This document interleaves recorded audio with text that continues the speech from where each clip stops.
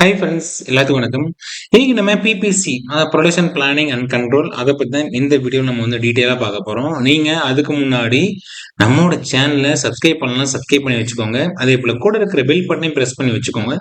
அப்புறம் இந்த மாதிரி இன்ஃபர்மேட்டிவான வீடியோஸ் உங்களால் ஈஸியாக பார்க்க முடியும். ஓகே, இப்போ பிபிசி அப்படின்னா என்ன?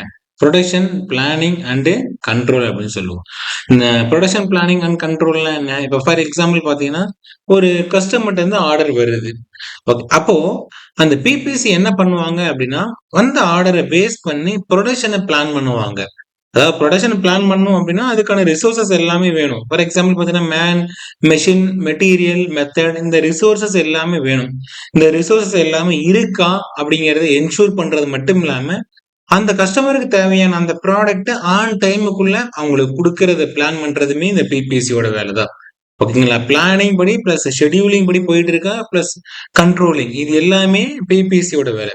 அப்போ அங்க இருக்கிற ரிசோர்சஸை நம்ம ப்ராப்பரா யூட்டிலைஸ் பண்றோமா அப்படிங்கறத என்ஷூர் பண்ணணும். ஓகே, இன்னொன்னு பாத்தீங்க அப்படின்னா, டைம்லி டெலிவரி. அதாவது கஸ்டமர் கேட்ட ஒரு பொருளை அந்த டைமுக்குள்ள நம்ம அவங்களுக்கு கொடுக்கணும். அதுவுமே ஒன் ஆஃப் த பிபிசியோட வேலை. அதாவது குவாலிட்டி, ஹை ப்ராடக்ட் குவாலிட்டியை மெயின்டைன் பண்ணணும். ஏன்னா ஒரு கஸ்டமர் கேட்கறாங்க, அந்த லோ டைம்ல நம்ம வந்து கொடுக்குறோம், ஆனா அந்த இடத்துல குவாலிட்டி இல்லை அப்படின்னா அவங்க அக்செப்ட் பண்ண மாட்டாங்க. அப்போ குவாலிட்டியை பார்த்தி அப்படின்னா ஃபோக்கஸ் பண்ணும், பிளஸ் கஸ்டமர் சாட்டிஸ்பாக்சன், இது எல்லாமே ஒரு முக்கியமான ஒரு விஷயம். எங்க பிபிசி ஃபோக்கஸ் பண்ண வேண்டியது ரிசோர்ஸை ப்ராப்பரா யூட்டிலைஸ் பண்றாங்களா அப்படிங்கறதையும் என்ஷூர் பண்ணணும். ப்ராடக்ட் ஆன் டைமுக்குள்ள போகுதோ அப்படிங்கிறதையுமே பார்க்கணும். பிளஸ் அது மட்டும் இல்லாம ப்ராடக்ட் குவாலிட்டியாகவும் கஸ்டமரை போயிட்டு சாட்டிஸ்ஃபை பண்ணணும். இது பிபிசியோட one of the main work. சரி, இப்போ பிபிசியோட அப்ஜெக்டிவ்ஸ் என்ன அப்படின்னு நீங்க கேட்டீங்கன்னா, பிபிசினா நீங்க வந்து லிசன் பண்ணியிருப்பீங்க, ப்ரொடக்ஷன் பிளானிங் அண்ட் கண்ட்ரோல். ஒரு வரக்கூடிய ஆர்டரை ப்ராப்பரா பிளான் பண்ணி அந்த அந்த பிளானிங் படி தான் போயிட்டு இருக்கா அப்படிங்கிறது என்ஷூர் பண்ணி, அதுல ஏதாவது ப்ராப்ளம் வந்துச்சுன்னா அதை அனலைஸ் பண்ணி சார்ட் அவுட் பண்றது மட்டும் இல்லாம, அதே போல ஆன் டைமுக்குள்ள டெலிவரி பண்றது, இதெல்லாம் பிபிசியோட வேலை. சரி, அப்ஜெக்டிவ்ஸ். பிபிசியோட அப்ஜெக்டிவ்ஸ் என்ன அப்படின்னா, ரிசோர்ஸ் யூட்டிலைசேஷன் ரொம்ப முக்கியம். அங்க இருக்கிற ரிசோர்ஸஸை ப்ராப்பரா யூட்டிலைஸ் பண்ணணும்.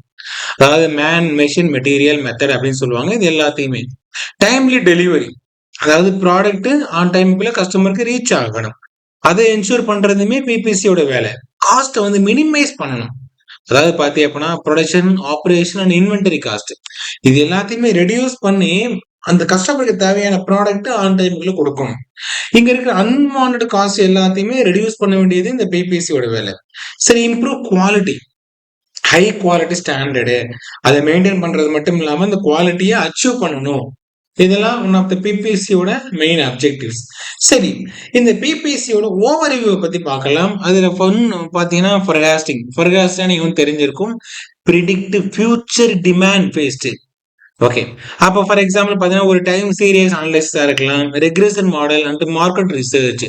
அதாவது பார்த்தீங்க அப்படின்னா, ரொம்ப அட்வான்ஸா சர்ச் பண்ணி இந்த மாதிரி ஃபியூச்சர் நடக்கலாம், அப்போ அதுக்கு தகுந்த மாதிரி நம்ம இந்த இடத்த ப்ரொடக்ஷன் பண்ணி வைக்கலாம் அப்படிங்கிறத அவங்க ஒரு அண்டர்ஸ்டாண்ட் பண்ணி பார்த்தீங்க அப்படின்னா அனலைஸ் பண்ணி சொல்லுவாங்க. அது ஃபோர்காஸ்டிங் மெத்தட் அப்படின்னு சொல்லுவாங்க. இன்னொன்னு பார்த்தீங்கன்னா, master production schedule. Master production schedule அப்படின்னா என்ன?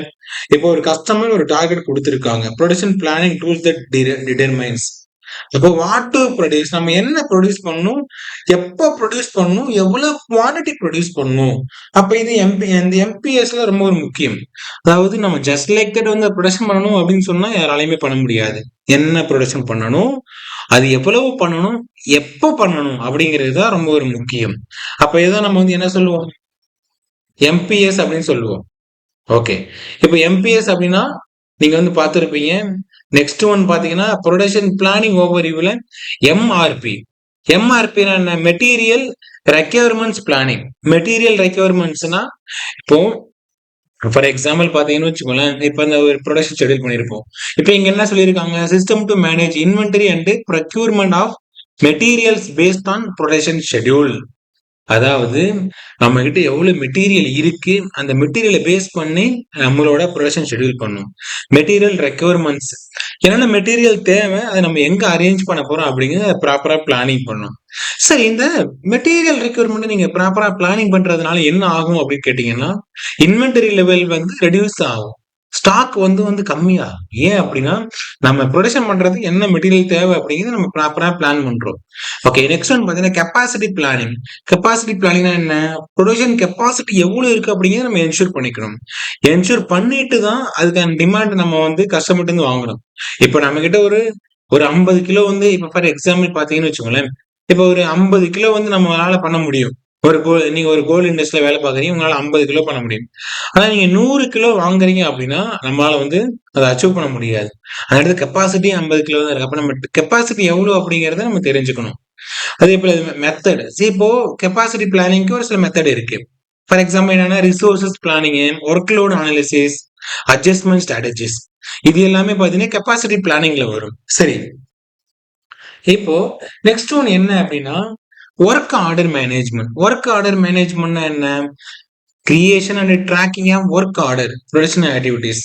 இப்போ ஒர்க் ஆர்டர் ஃபர்ஸ்ட் அந்த சீக்வன்ஸ் வைஸ் சொல்லுவாங்க. அதாவது பாத்தீங்கன்னா சீக்வன்ஸ் 1, சீக்வன்ஸ் 2, 3, 4. அப்ப அந்த ஒர்க் ஆர்டர் ப்ராப்பரா பிளான் பண்ணிக்கும் போது நம்மளால ஈஸியா அந்த வந்து ஆக்டிவிட்டி நம்மளால க்ளோஸ் பண்ண முடியும். அதே போல ஃபார் எக்ஸாம்பிள் பாத்தீங்கன்னா order release, scheduling and monitoring. Order release ஆகுது, ஷெட்யூல் பண்றாங்க, மானிட்டர் பண்றாங்க. இதெல்லாம் ஒன் ஆஃப் த ப்ராசஸ். சரி, இதுல இன்வென்டரி கண்ட்ரோல்ல முக்கியமான டெக்னிக்ஸ் என்ன அப்படின்னா ஜேஐடி. ஜேஐடி அப்படின்னா என்ன? ஜஸ்ட் இன் டைம் அப்படின்னு சொல்லுவாங்க. ஜஸ்ட் இன் டைமோட நோக்கம் என்ன? கஸ்டமருக்கு தேவையான ஒரு பொருளை அந்த ஆன் டைமுக்குள்ள பண்ணி கொடுக்கறது தான் இந்த ஜேஐடியோட முக்கியமான ஒரு வேலை. அப்ப நீங்க ஜேஐடியை ஃபோக்கஸ் பண்ணீங்கன்னா மினிமைஸ் இன்வென்டரி. இன்வென்டரி பாத்தீங்க அப்படின்னா மினிமைஸ் ஆகும். அதாவது பாத்தீங்க அப்படின்னா கஸ்டமர் என்ன கேட்கிறாங்களோ அதை ஆன் டைமுக்குள்ள நம்மளால பண்ண முடியும். இப்ப இஓக்யூ. இஓக்யூனா என்ன? Economic order quantity. இப்ப எக்கனாமிக் ஆர்டர் குவான்டிட்டி அப்படின்னா என்ன? Optimising order size to balance ordering. அப்போ ஹோல்டிங் காஸ்ட். அப்போ ஆர்டர் சைஸ பாத்தீங்கன்னா நம்ம வந்து ஆப்டிமைஸ் பண்ணிப்போம். அப்ப பேலன்ஸ் ஆர்டரிங். அப்ப அதை பேஸ் பண்ணி நம்ம என்ன பண்ணுவோம்னா அதுக்கு தேவையான இன்வென்டரிஸ் எல்லாத்தையும் நம்ம வந்து பிளான் பண்ணுவோம். இதெல்லாம் ப்ரொடக்ஷன் கண்ட்ரோலோட ஓவர்வியூ. சரி, ஓகே. இப்போ குவாலிட்டி கண்ட்ரோல். இதுல நம்ம இங்க என்ன பண்ணோம் அப்படின்னா இன்வென்டரி கண்ட்ரோலை பத்தி பார்த்தோம். இப்ப இங்க பாருங்க, இங்க என்ன சொல்ல வராங்க? Quality control. அப்ப குவாலிட்டி கண்ட்ரோல் அப்படின்னா நீங்க என்ன பண்ணணும்? சிக்ஸ் சிக்மா ஃபோக்கஸ் பண்ணலாம். அதே போல டிகேவும் ஃபோக்கஸ் பண்ணலாம். இப்ப சிக்ஸ் சிக்மா ஃபோக்கஸ் பண்ணும்போது என்ன ஆகும்? அந்த இடத்த பாத்தி அப்படின்னா அன்வான்ட் டிஃபைட் நம்ம வந்து எலிமினேட் பண்ணுவோம். டிகேவும் ஃபோக்கஸ் பண்ணும்போது குவாலிட்டியை கண்டினியூஸா நம்ம வந்து இம்ப்ரூவ் பண்ணுவோம். ஓகே. இப்போ நெக்ஸ்ட் ஒன் என்ன அப்படின்னா இஆர்பி சிஸ்டம். அதுக்கான தேவையான டூல்ஸ் இருக்கு. இப்போ ஃபார் எக்ஸாம்பிள் பார்த்தீங்கன்னா பிபிசில இஆர்பி சிஸ்டம். இந்த இஆர்பி சிஸ்டம் மூலயமா நம்ம என்ன பண்ணலாம்? Integrated software system for managing business process. நம்மளோட பிசினஸ் ப்ராசஸை மேனேஜ் பண்றதுக்கான one of the best software தான் இந்த இஆர்பி. சரி, இதனால என்ன? நம்ம அங்க என்ன நடந்திருக்கு அப்படின்னு ரியல் டைம் டேட்டாவை நம்மளால அக்சஸ் பண்ண முடியும். கோஆர்டினேஷன் இம்ப்ரூவ் ஆகும். ஸ்ட்ரீம்லைன்ட் ஆப்ரேஷன், அதாவது ஸ்மூத்தா போயிட்டே இருக்கும். ஓகே. இப்போ இந்த ஷெட்யூலிங் சாஃப்ட்வேர்ல என்ன இருக்கு? Advanced planning, scheduling, resource management. இப்போ ஃபார் எக்ஸாம்பிள் பாத்தீங்க அப்படின்னா இந்த மாதிரி இப்போ நம்ம என்ன ப்ரொடக்ஷன் வந்து ஷெட்யூல் பண்ணிருக்கோம், அது எந்த லெவல்ல போயிட்டு இருக்கு அப்படிங்கிறது நம்மளால ஈஸியா வந்து அனலைஸ் பண்ண முடியும். அதுக்கு இந்த மாதிரி ஷெட்யூலிங் சாஃப்ட்வேர் எல்லாமே ரொம்ப ஹெல்ப்ஃபுல்லா இருக்கும். சரி, அதுல என்ன டூல்ஸ் இருக்கு அப்படின்னு பாத்தீங்கன்னா பிபிசில லீன் மேனுஃபேக்சரிங் அப்படிங்கிறது ஒன் ஆஃப் ஒரு டூல். இப்போ லீன் நீங்க எடுத்துக்கிட்டீங்க அப்படின்னாவே லீன் என்ன பண்ணும்? வேஸ்ட் எலிமினேட் பண்ணும். வேஸ்ட் எலிமினேட் பண்ணும். அதாவது பாத்தீங்கன்னா வேல்யூ இன்க்ரீஸ் பண்ணும். பிளஸ் ப்ராசஸோட எஃபிஷியன்சியை இம்ப்ரூவ் பண்ணும். அதுக்குன்னு டூல்ஸ் எடுத்துக்கிட்டீங்கன்னா five S, kaizen, value stream mapping. இது எல்லாமே பாத்தீங்கன்னா லீன் மேனுஃபேக்சரிங்கோட ஒன் ஆஃப் த டூல். சரி, இதுல கான்பன் சிஸ்டம் ரொம்ப முக்கியங்க. கான்பன்னா என்ன? இது ஒரு விஷுவல் டூலு. இது இன்வென்டரி லெவல்ல நம்ம ப்ராப்பரா வந்து மெயின்டைன் பண்றதுக்கு நமக்கு ரொம்ப ஹெல்ப்ஃபுல்லா இருக்கும்.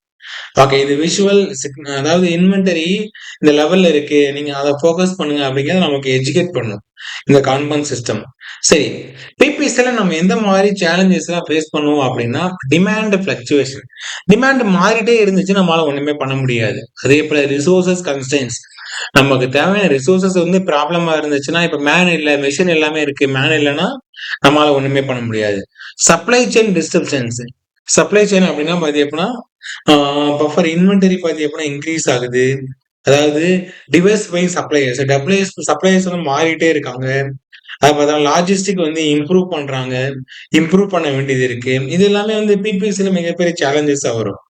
குவாலிட்டி இஷ்யூ அப்படின்னா ரெகுலர் ஆடிட், குவாலிட்டி ஆடிட்டு, ட்ரைனிங்கு, இதெல்லாம் பார்த்தீங்க அப்படின்னா, நம்ம என்ன பண்ணணும்னா ரெகுலரா வந்து ஃபோக்கஸ் பண்ணணும். இதெல்லாம் வந்து one of the big challenges in PPC. சரி, அடுத்தது பார்த்தீங்க அப்படின்னா, பிபிசில நம்ம ஃபாலோ பண்ணக்கூடிய பெஸ்ட் பிராக்டிஸ்ன்னு எடுத்துட்டீங்கன்னா, ரெகுலர் மானிட்டர் பண்ணணும். ரெகுலர் மானிட்டர், ஏன்னா அப்பனா தான் ப்ரொடக்ஷன் ப்ராப்பரா போதா இல்லையா அப்படின்னு நம்மளால என்ஷூர் பண்ண முடியும். எஃப்ஐடி கம்யூனிகேஷன் இருக்கணும் ப்ரொடக்ஷனுக்கு. என்ன பண்ணணும், எவ்வளோ டைமுக்குள்ள முடிக்கணும் அப்படிங்கிற ஒரு எஃப்ஐடி கம்யூனிகேஷன் இருக்கணும். ஃப்ளெக்சிபிலிட்டி ரொம்ப ஒரு முக்கியம். அதாவது பார்த்தீங்க அப்படின்னா, adapting to changing condition, adaptability.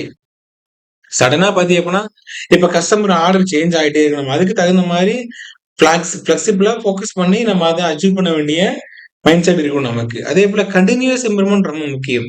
Continuous இம்ப்ரூவ்மென்ட்னா என்ன?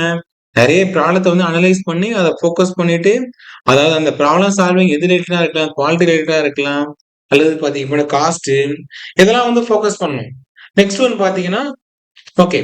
இப்போ ஓகே. இப்போ நீங்க என்ன பண்ணியிருப்பீங்கன்னா, பிபிசிய பத்தி கொஞ்சம் டீட்டெயிலா வந்து லேர்ன் பண்ணியிருப்பீங்க. இந்த வீடியோஸ் உங்களுக்கு எந்த அளவு யூஸ்ஃபுல்லா இருந்துச்சு அப்படின்னு சொல்லி மறக்காம கீழ வந்து கமெண்ட் பண்ணுங்க. இந்த வீடியோஸ் பிடிச்சிருந்தா உங்க ஃப்ரெண்ட்ஸ் எல்லாத்துக்குமே ஷேர் பண்ணுங்க. இதே போல நெக்ஸ்ட் ஒரு இன்ட்ரஸ்டிங்கான வீடியோட நம்ம அடுத்த பதில மீட் பண்ணுவோம். பாய்.